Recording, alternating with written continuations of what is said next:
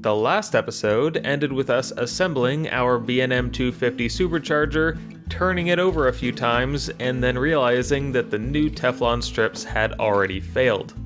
Which means this time we'll need to deal with that. Yep, we are going to take the Supercharger all the way apart again and re-strip the rotors. At least, by this point, I was getting pretty quick at taking this thing apart.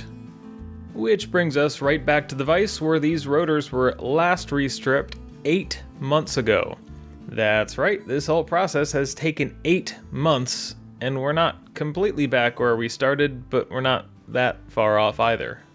This is the torn piece of Teflon, and we'll be removing it the same way we did the old strips.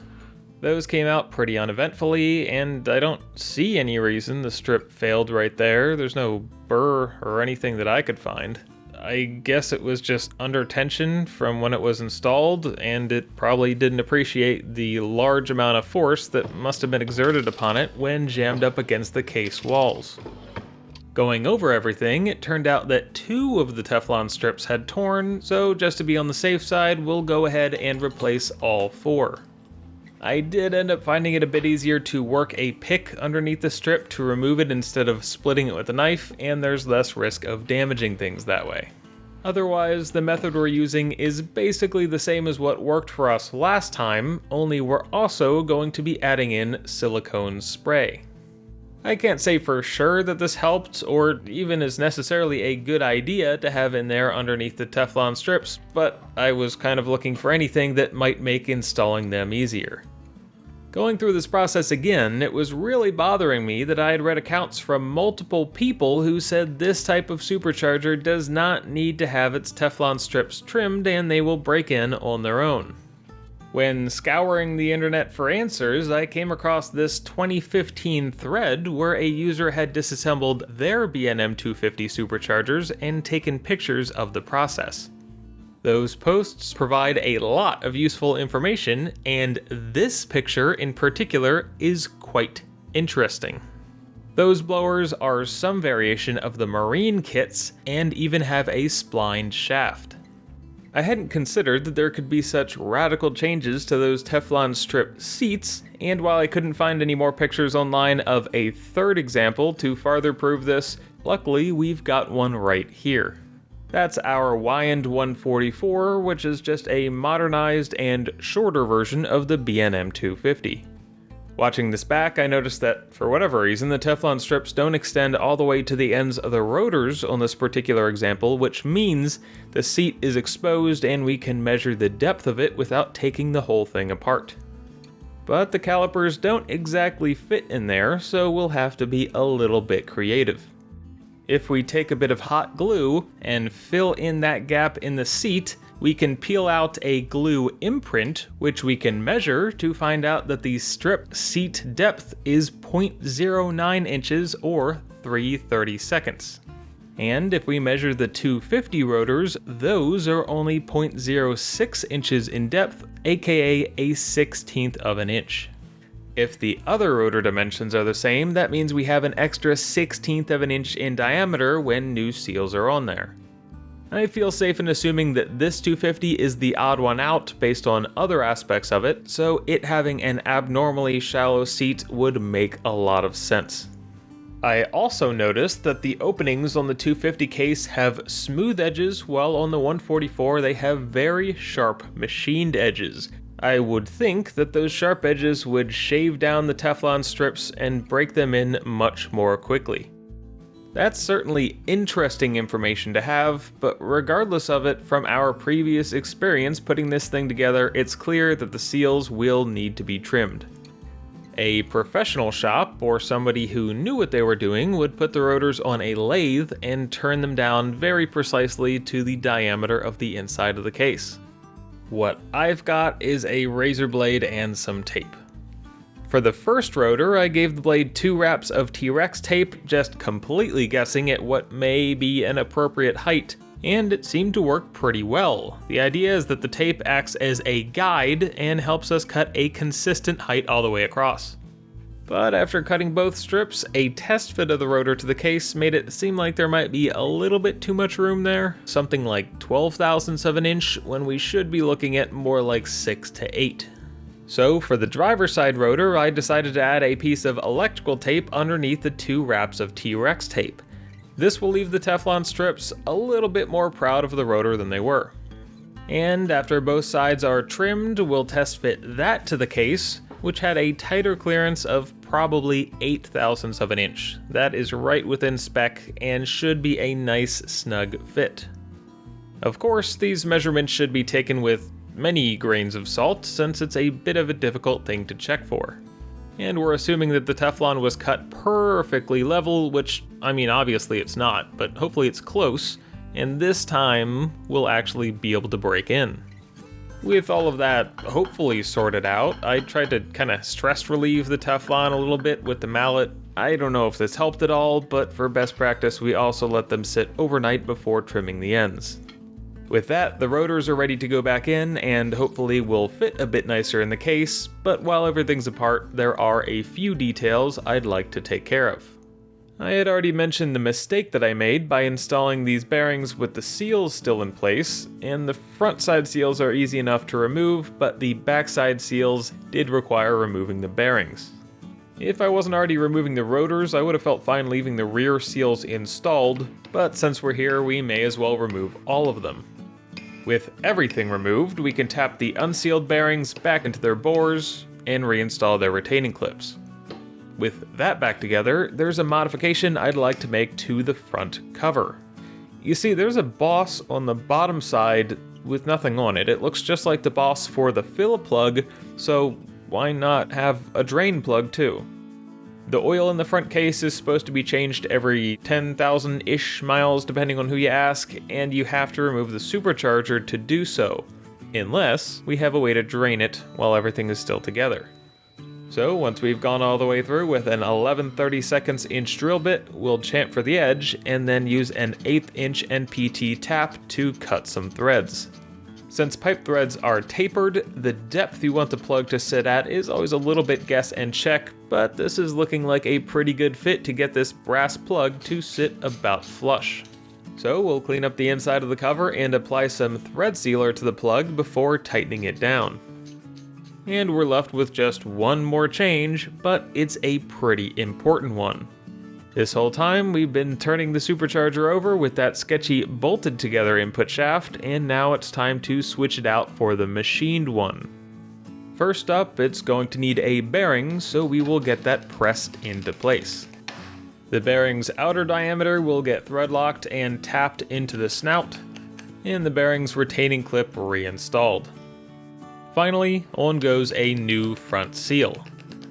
Once that's been fully installed, we'll apply a bit of oil to it and some anti-seize to the square key. We'll press the coupler down over top of that, and we'll give the key a few light taps to get it fully seated. Up until this point, the assembly has been a repeat of last time, but now we have an additional step. We'll take a little glob of RTV silicone and spread it on our new anti-rotation pin.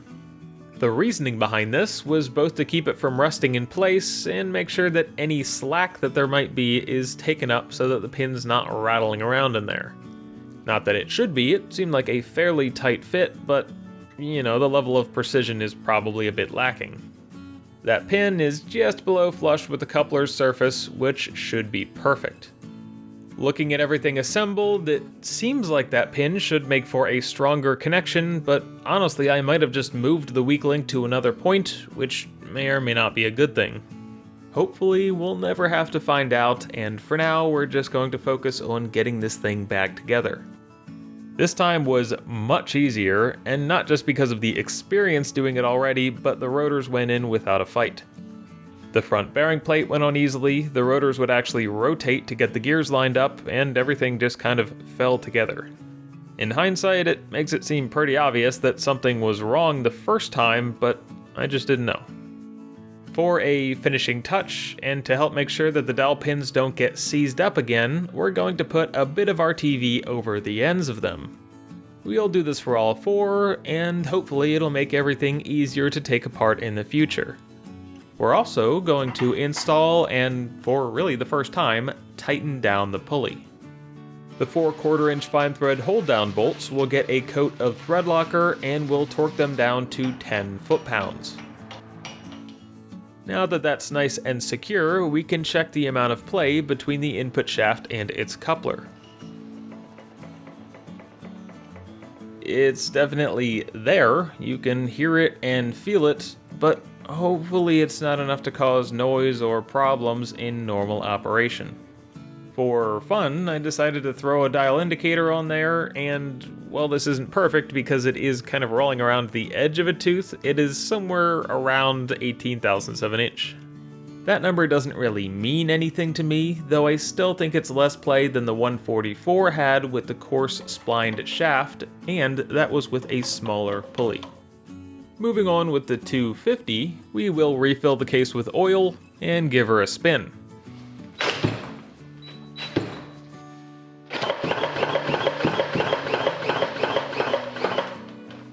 Okay, well, it's still not perfect, but these things are supposed to be a little bit stiff before they break in, so maybe it's okay. Let's try again.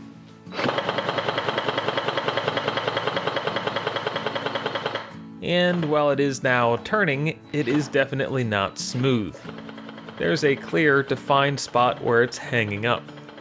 And maybe that's something that'll break in, but the smoke coming out of the drill tells me that I can't run it too much like that.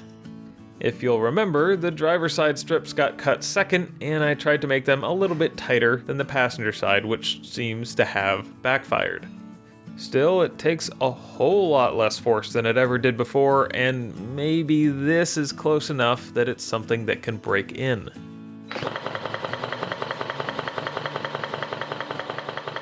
So I spent a fair amount of time turning this thing over and over and over with a wrench.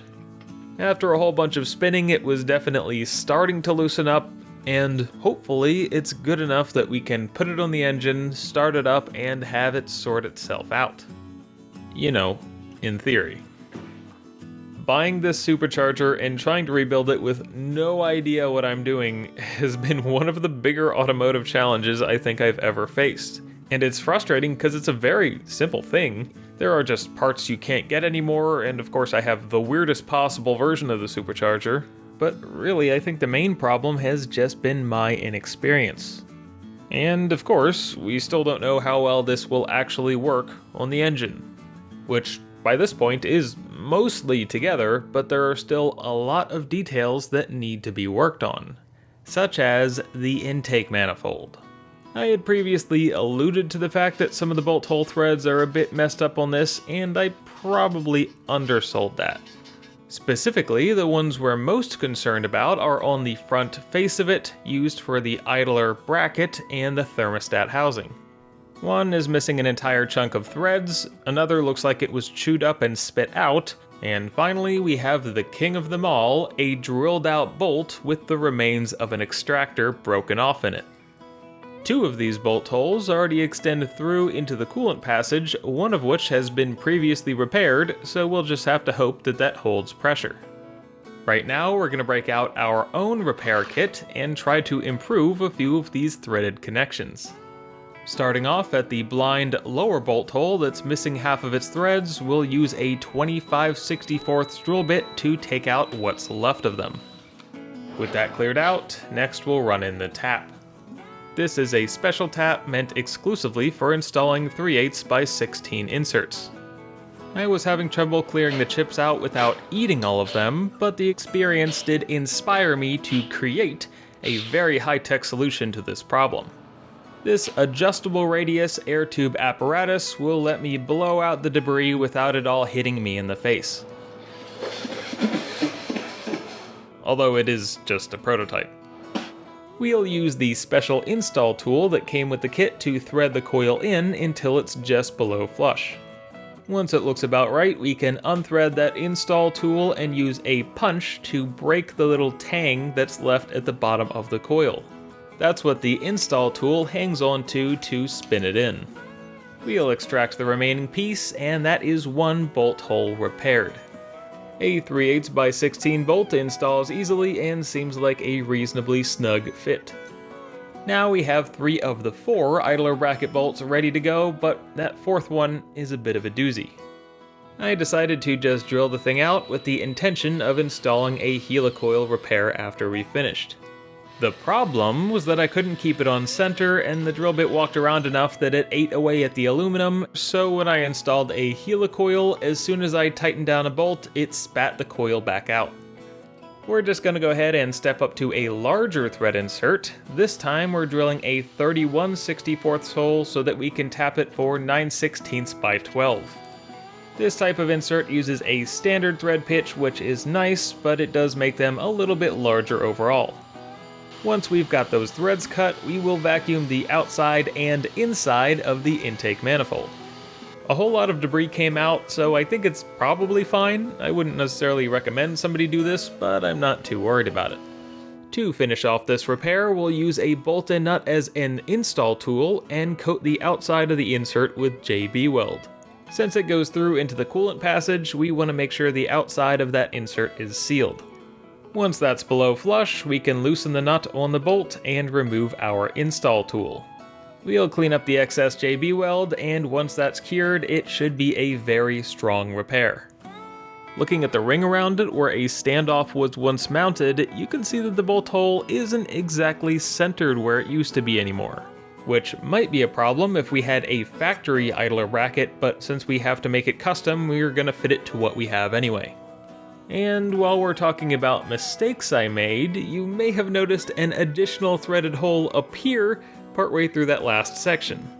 I was toying with the idea of using additional bolt holes for that bracket, but after drilling through right here, I realized how thin the casting was. It's only about 1/4 of an inch, so I decided instead to cut this stainless steel bolt, put it in there with thread sealer, and hope that nobody notices that I did that. There's just one last bolt hole in need of improvement, and it's this one on the upper driver's side. This is used for mounting a thermostat housing and runs into the vertical threads for the blower hold-down bolt, which is why it's quite shallow. I decided that a coil insert makes the most sense here. We just have to cut one that's extra short so that it doesn't get into those vertical threads. Once the insert is installed below flush, we can carefully break off the tang, which definitely worked correctly the first time and didn't have to be redone. Make sure a 3/8 inch bolt threads tightly into it, and that nothing is interfering with that intersecting bolt. It's a little scary how shallow that is, but everyone seems to be getting along, so I guess it's going to work. Theoretically, since the helicoil increases the outer diameter of the hole in the aluminum, it might make for a stronger connection than factory anyway. It's just another in an extremely long series of small steps trying to improve these very used parts that I have saddled myself with. And we're certainly not done yet. Even though the Supercharger itself is about as ready as it's gonna be, we still have a lot left to piece together.